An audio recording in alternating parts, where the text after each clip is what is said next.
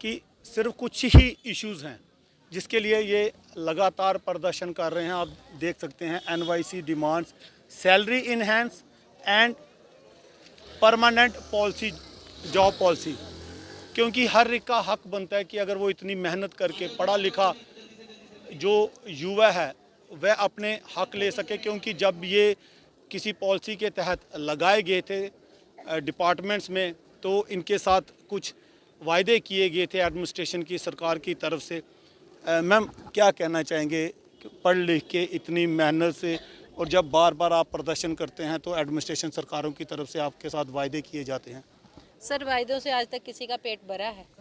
आपको अब बता सकते हैं कि हम पिछले 13 सालों से मात्र 2500 पे हैं। तो 2500 से आप बताओ कि आज के ज़माने में इतनी महंगाई है, 2500 से गुजारा हो सकता है? और जिसके लिए हमें अपने घरों से उठ के, हमें अपने छोटे छोटे बच्चों को छोड़ के हम ड्यूटीज़ पे जाते हैं। सुबह 10 बजे घर से हमें 8 बजे निकलना पड़ता है, तब जाके हम सुबह 10 बजे अपनी ड्यूटी पे पहुंचते हैं। शाम को 4:30 बजे, जैसे कि आपको पता है कि एक गवर्नमेंटल टाइम है 4:30, हम 5 बजे 5:30 बजे तक अपनी ड्यूटीज़ को कंप्लीट करते हैं। क्योंकि आपको भी पता है कि आजकल जो गवर्नमेंट सेक्टर है वहाँ पे वर्कलोड कितना ज़्यादा है, और वर्कलोड जितना ज़्यादा है उतना ज़्यादा किस पे डाला जा रहा है? जो छोटे मुलाजिम है। मैं सिर्फ एनवाईसीज की बात नहीं करूंगी, मैं सबकी बात करूंगी। जो बड़े बाबू लोग हैं वो बैठे रहते हैं चेयरों पे, और छोटे वालों को ये भी कर दे, ये भी कर दे, ये भी कर दे, ये भी कर दे। वो तो ये समझते ही नहीं है कि एक 2500 में जो बेचारी एक महिला है शाम को 6 बजे घर में जा रही है, वो 2500 में तो मात्र एक सब्जी तक नहीं लेके जा सकती है। वो घर वालों को क्या मुंह दिखाएगी? तो 2500 में हमारा गुजारा बहुत मुश्किल है। आप लोग इसीलिए मेहनत करते होंगे कि कभी ना कभी आप लोगों को आपका हक मिलेगा और आपके भी जो अच्छे दिन आएंगे, क्योंकि क्वालिफिकेशन ली उसके बाद आप लोग इतनी मेहनत से शायद घर परिवार से पैसे लेके, किराया ही आज इतनी महंगा है, तो अपने डिपार्टमेंट में पहुंचते होंगे किसी कारणवश। हाँ सर, देखिए, हम 2010 में लगे थे, तो उस टाइम पे तो एनसी की गवर्नमेंट थी। उसके बाद हमारा 2014 में कैबिनेट ऑर्डर हुआ। आपको भी पता तब किसकी गवर्नमेंट थी स्टेट में? बीजेपी की, पीडीपी की। तो एट प्रेजेंट किसकी गवर्नमेंट है सेंटर में? मोदी जी की, जिनका एक स्लोगन बहुत ज़्यादा मशहूर है, सबका साथ सबका विकास। अब मुझे बताइए किस हिसाब का साथ चाहिए मोदी जी को? कौन सा साथ चाहिए? जो उनका यूथ है वो सारा सड़कों पे बैठा हुआ है। अब मात्र 2500 के लिए आप हमसे इतनी इतनी जॉब ले रहे हैं, 8-8 9-9 घंटे की जॉब ले रहे हैं उसके लिए, और दिन ब दिन जो इनके बिठाए हुए यहाँ पे जो हैं, तो ये कहते हैं ना पॉलिटिकल लीडर्स हैं। बट अब ये जो यूथ है ना, यूथ की नज़र में ये पिट्ठू हैं मोदी जी के।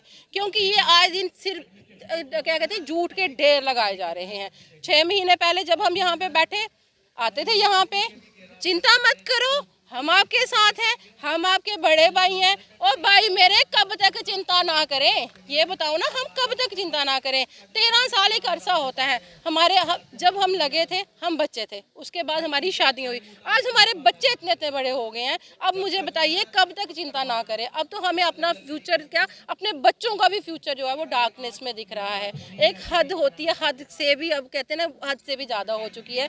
तो प्लीज़, जो हमारी, आपको भी पता है हमारी कुछ ज़्यादा डिमांड्स तो नहीं है। हम एक कह रहे हैं कि हमें एक जॉब पॉलिसी दीजिए, और एक ऐसी जॉब पॉलिसी दीजिए जिससे हमारा फ्यूचर सिक्योर हो। अब मुझे एक चीज़ बताओ कि कौन कौन सी ड्यूटी आपसे ली जाती है, कहाँ कहाँ आपको भेजा जाता है?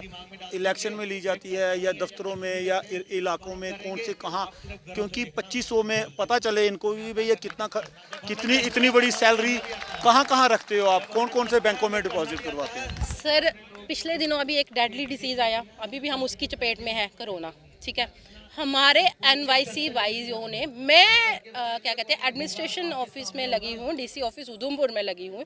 मैं आपको बताती हूँ कि हम डेली जाते थे as a front line worker. अगर आप देखना चाहो तो कल हम आपके पास as a front line worker के जो हमें एप्रिसिएशन अवार्ड मिले हुए हैं, जो हमारे काम के लिए जो एप्रिसिएशन अवार्ड मिले हुए हैं वो, उसके बाद हमारे भाई जो हैं आरडीडी में लगे हुए हैं, एज ए क्या कहते हैं, पंचायत सेक्रेटरी काम कर रहे हैं। हमारे भाई एज ए टीचर बच्चों को पढ़ा रहे हैं। कुछ ऐसे भाई हैं हमारे जो इनके मिडिल स्कूलों में लगे हैं कि वो एनवाईसीज ही स्कूल चला रहे हैं। वहाँ पे जो इनके गवर्नमेंट टीचर हैं ना, जो 50-50 हज़ार, 80-80 हज़ार रुपया, वो नहीं आते हैं, वो हमारे एनवाईसीज को बोल देते हैं। क्योंकि इनको भी पता है कि जो एनवाईसीज हैं ये बहुत इंटेलिजेंट है। मजबूर हैं, ये करेंगे।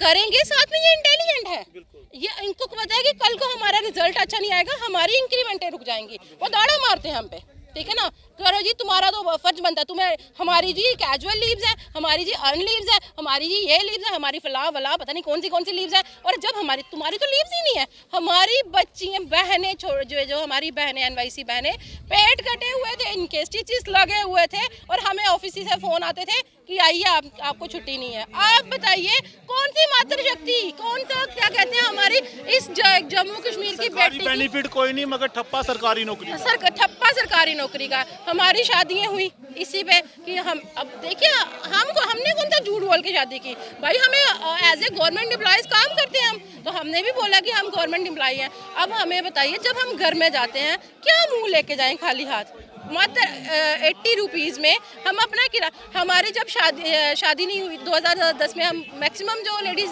फीमेल्स थी कुंवारी थी, आज हम सबकी शादी हो गई है, ठीक है ना, किसी की किसी डिस्ट्रिक्ट में हुई है, इवन कि कुछ हमारी कठुआ की बहनें हैं वो रियासी में जाती हैं, उधमपुर में जाती हैं, जो उसके आगे भी जो डिस्ट्रिक्ट्स हैं वहाँ पे जाती हैं जॉब करने के लिए। सोचिए आपको, और कुछ बहनें तो बेचारी कमरा ले लेके दूसरी डिस्ट्रिक्ट्स में रह रही हैं, बताइए कितनी प्रॉब्लम्स होगी। और किसके लिए? मात्र 2500 के लिए। आज तो घर में जो काम करने वाली होती है ना, वो भी 5-5 हज़ार रुपया लेती है। हमारे घर वाले ताने मारते हैं हमें, घर में रहिए आपको 5 हज़ार रुपये देते, एटलीस्ट घर के काम तो कर सकती हो ना, आप कुछ तो करोगी ना। ना हम अपने बच्चों को अच्छी तालीम दे पा रहे हैं, हमारे पास समय ही नहीं होते। सुबह निकलते हैं 6 बजे 8 बजे घर से, शाम को 8-10 बजे पहुँचते हैं, इतनी हिम्मत भी नहीं होती है, ठीक है। माना कि झांसी की रानी का खून है, और भाई झांसी की रानी भी तो कभी थकती होगी, ठीक है ना। तो मुझे बताइए, हम अपने बच्चों को देखें या खुद को देखें, जहां हमारा ही नहीं फ्यूचर सिक्योर है, हम बच्चों का फ्यूचर कहां से सिक्योर करें।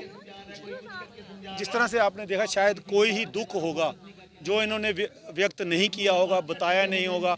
अब ये एडमिनिस्ट्रेशन और सरकारों को सोचना पड़ेगा, और केंद्र में बैठे सरकारों को ये चीज़ ज़रूर सोचनी पड़ेगी कि ये वो मातृशक्ति है। बड़ी बड़े जब रैलियां निकाली जाती है तो मातृशक्ति की बात की जाती है, ये वही मातृशक्ति है। तो अब आप खुद सोच लीजिए कि जब आप लोग इन लोगों के सामने आएंगे तो किस मातृशक्ति की बात करेंगे, किस बहनों की बात करेंगे, किन बेटियों की बात करेंगे। जी, मातृशक्ति को ललकारिए।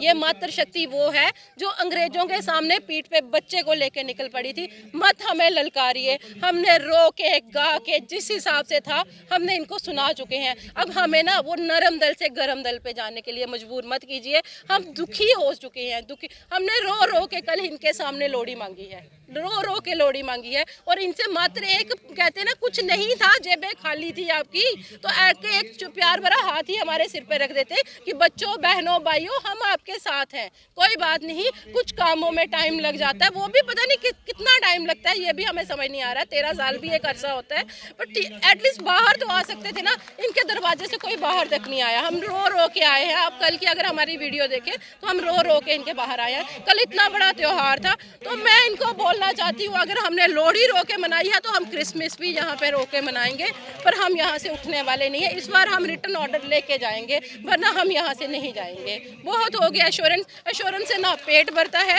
ना जिंदगी चलती है। जी, जिस तरह से आपने देख लिया कि दुखी मन है, परेशान है, क्योंकि जब दिन त्योहार अगर वो अपनी फैमिली के साथ ना मनाए, और सबको ये चीज़ पता होगा कि अगर पैसा जेब में नहीं होगा तो किस तरह से खुशियों को खरीदा जाएगा, क्योंकि खुशियों को खरीदने के लिए आपको पैसे की ज़रूरत है, जिसके लिए इनके माता पिता ने संघर्ष किया, इन्होंने संघर्ष किया। और मैं एक चीज़ बता देता हूं पॉलिटिकल लीडरों को, जब आप कोई इलेक्शन लड़ते हो, चाहे वो छोटी हो बड़ी हो, किस तरह से पाँव में पड़ते हो, बुजुर्ग को कहते हो माता पिता बहन भाई, क्या क्या रिश्ते बनाते हो, और लेकिन जब बड़ी बड़ी कुर्सियों में बैठ जाते हो तब आप लोग इन लोगों को भूल जाते हो। ये चीज़ ज़रूर याद रखना कि इन्होंने खुद कहा है कि झांसी की रानी भी कभी थकती होगी, और मातृशक्ति को ऐसा दुखी मत कीजिए कि अगर जब ये एक दुख का जो, और यही सरकारों को सोचना होगा कि आज इनको सड़कों से उठाइए, गले लगाइए, इनको इनका हक दीजिए, ताकि ये लोग आपकी जय जयकार करें। क्योंकि जब इनको इनका हक मिलेगा, इनके बच्चों को अच्छा फ्यूचर मिलेगा, इनको अच्छा फ्यूचर मिलेगा, घर परिवार की अच्छा से ही कहते हैं कि अगर ये सुबह निकलते हैं शाम को निकलते हैं, उसके बाद इनको 2500 रुपया मिलता है, तो घर परिवार तो बोलेंगे 5000 हमसे ले लो, किस लिए जाते हो। ये सरकारों के लिए सोचना पड़ेगा, क्योंकि आप बड़ी बड़ी रैलियों में बड़े बड़े वायदे करते हैं, जब ये वो वायदे सुनते हैं तो दुखी होते हैं, रोते हैं, और ना जाने क्या क्या कहते होंगे। कमेंट और राय ज़रूर रखिएगा, ज़्यादा से ज़्यादा शेयर और सब्सक्राइब कीजिएगा। शुक्रिया।